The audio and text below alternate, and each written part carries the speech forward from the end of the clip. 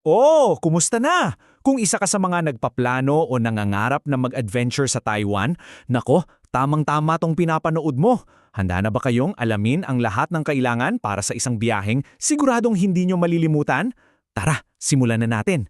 Alam nyo, madalas tawaging verdant gem ng Asia ang Taiwan. At sa totoo lang, kapag nakita mo, maiintindihan mo agad kung bakit. Isa itong islang punong-puno ng mga nakakamanghang tanawin at sobrang mayamang kultura. Dito, yung mga modernong syudad at yung luntiang kalikasan parang magkakapit-bahay lang. Okay, so heto yung magiging plano natin. Umpisahan natin kung bakit nga ba sulit na sulit ang adventure sa Taiwan. Sunod, yung mga kailangan para makapasok sa bansa. Tapos, paano manatiling connected? At syempre, yung pinaka-exciting, isang mabilis na tour sa mga must-see spots at kung paano ba lumibot sa isla. Game? Unang-una sa lahat, bakit nga ba dapat mong isama ang Taiwan sa travel list mo? Ano bang meron sa islang to na wala sa iba? Alamin natin.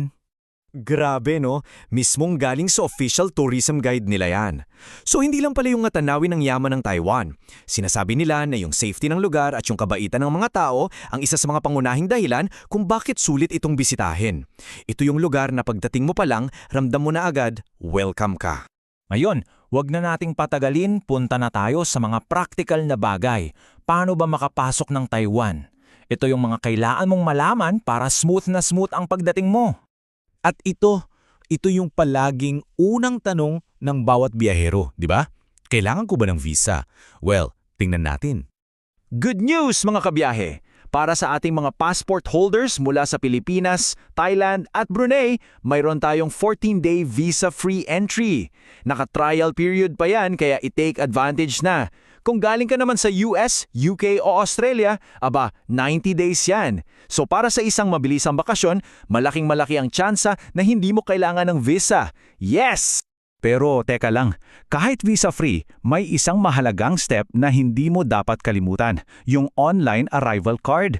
Mandatory to, pero sobrang dali lang gawin, promise. Sundin mo lang tong mga simpleng hakbang online at wala ka nang iisipin pagdating sa immigration. At heto, pakitandaan to ha, super important. Gawin mo to bago ka pa man lumipad, specifically within 3 days ng arrival mo. Kasi wala na yung mga paper forms na pinapamigay sa eroplano. Para iwas abala talaga sa immigration, siguraduhin na submit mo na ito online, okay? Okay, so alam na natin kung paano makapasok. Ang sunod na tanong, paano naman manatiling connected?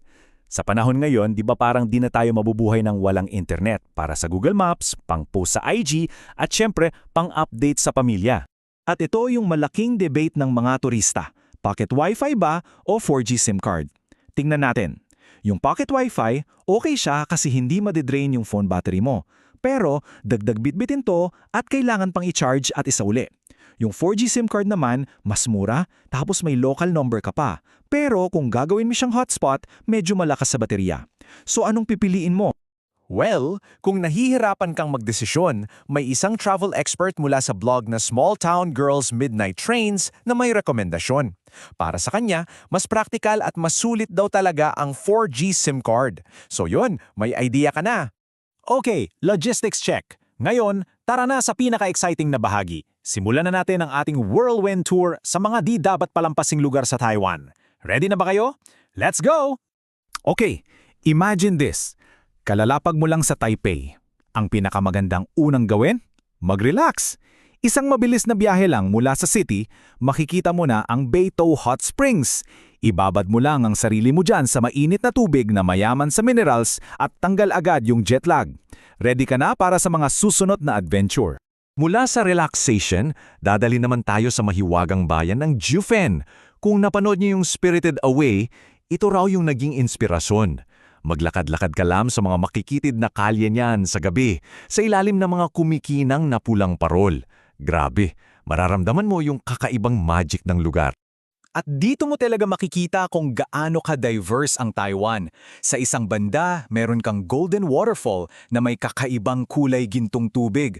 Tapos sa kabilang banda naman, aakyat ka sa kabundukan para makipaglaro sa mga super cute na tupa ng Xingjing Farm. Mula sa surreal na waterfalls hanggang sa parang nasa Switzerland ka na rolling hills, nasa Taiwan lang yan lahat. Para naman sa mga adventure seekers, isipin nyo to. Sasalubungin mo yung pagsikat ng araw habang dahan-dahan nagpa-paddleboard sa napakakalmadong tubig ng Sun Moon Lake. Yung katahimikan, yung kulay ng langit, grabe, isang experience na siguradong hinding-hindi mo makakalimutan. At syempre, hindi pwede mawala to, ang hiyas ng kalikasan ng Taiwan, ang Taroko Gorge. Hindi kompleto ang biyahe mo kung hindi mo masisilayan yung madambuhalang bangin na inukit ng ilog sa purong marmol sa loob ng milyon-milyong taon. Ito talaga isa sa mga pinaka-epic na tanawin sa buong Asya. Ngayon, baka iniisip mo, wow, ang ganda-ganda ng mga lugar. Pero paano naman ako makakapunta sa lahat ng yan? Huwag kang mag-alala dahil yung susunod nating pag-uusapan ay kung gaano kadali at ka-convenient ang pag-iikot sa buong isla. Kilalang-kilala ang Taiwan sa napakahusay nilang transport system. Kung gusto mo ng mabilis na biyahe, andyan ang high-speed rail. Para sa mas chill at scenic na ruta, subukan mo yung Taiwan Railway. Sa loob ng mga syudad, napaka-efficient ng MRT nila at may U-Bike pa. At ang susi sa lahat ng ito? Kumuha ka lang ng EasyCard o iPass. Lifesaver yan, promise. At dyan nagtatapos ang ating mabilis na pagtalakay. Ngayong na-cover na natin yung mga kailangan at nakita mo na yung isang sulyap sa mga naghihintay sa'yo, ang tanong na lang, saan ka magsisimula? Mula sa mga high-tech na syudad hanggang sa mga nakatagong hiyas ng kalikasan, ang Taiwan ay isang islang punong-puno ng sorpresa. Sana nabigyan namin kayo ng inspirasyon para sa susunod yung biyahe. Ang iyong Taiwan Adventure naghihintay na.